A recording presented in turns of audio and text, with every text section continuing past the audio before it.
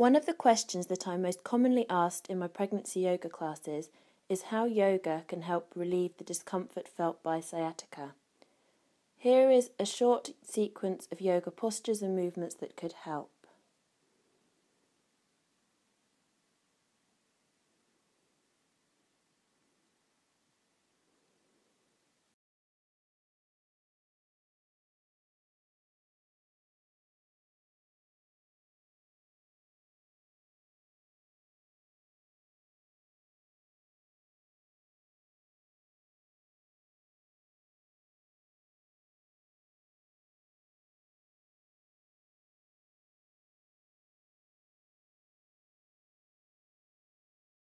Begin on your hands and knees, with your hands directly underneath your shoulders and your knees directly underneath your hips.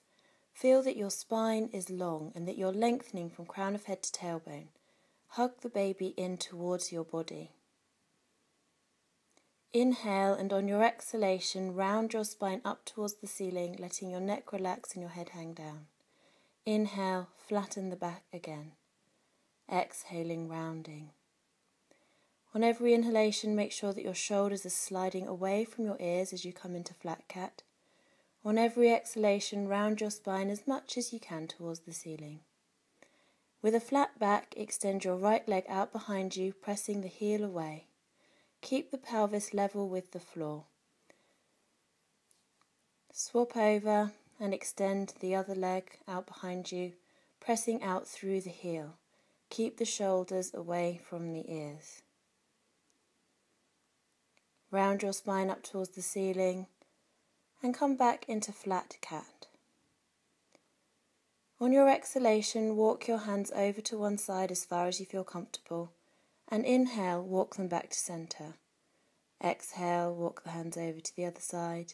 Inhaling, walking the hands back to centre. Repeat this movement as many times as you feel necessary.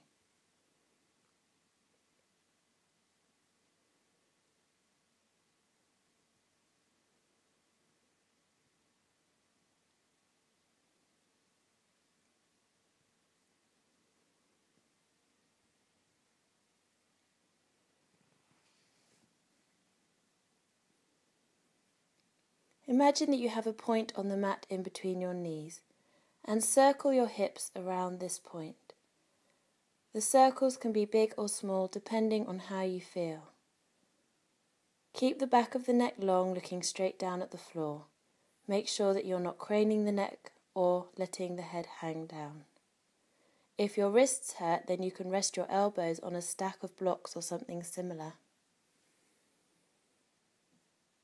If your knees hurt, you can rest your knees on a blanket or something soft. Circle a few times in each direction. Circle as many times as you feel comfortable. Keep the shoulders away from the ears.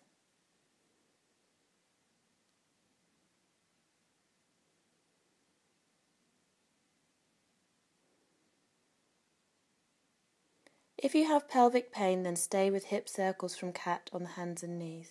Avoid lunging.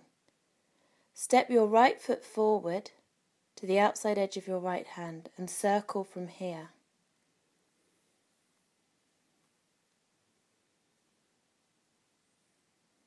Circle a few times in each direction.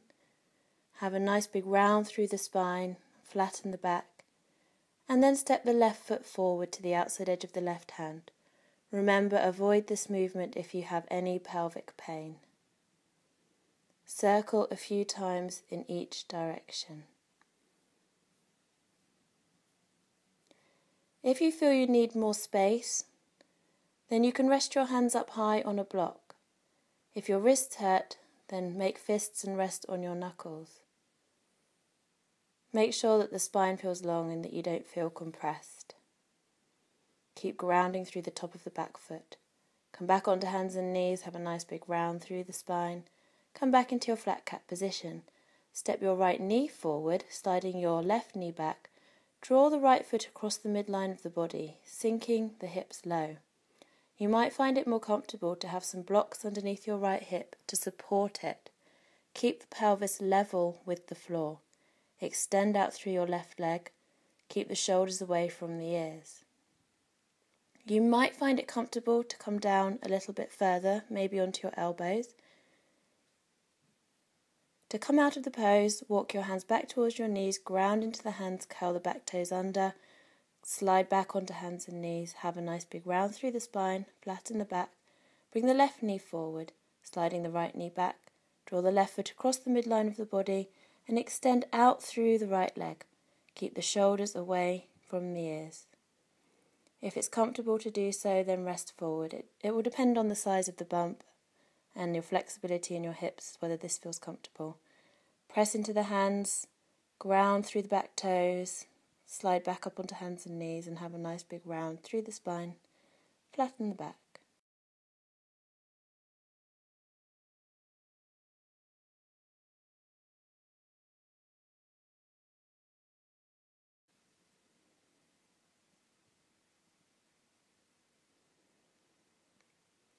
Bring your bottom to the floor and your legs out in front of you.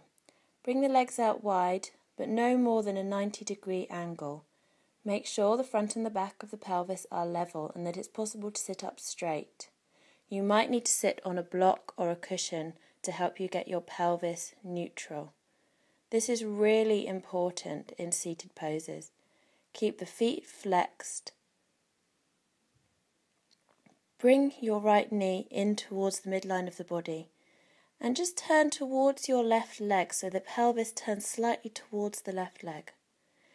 Feel lovely and long through the spine, reaching up and extending over towards your left leg.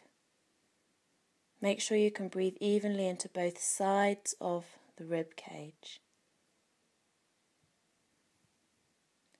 Coming back to the center, swap over legs. Turning your hips towards the extended leg.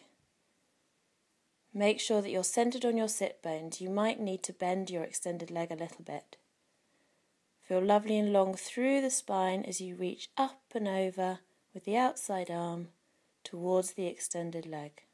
You could imagine a line coming out the top of the front toes and you're reaching towards that line.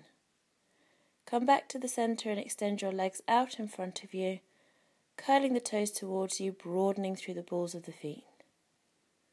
Feel lovely and long up the back of the body, and maybe you can gently tip forward to the front edges of the sit bones.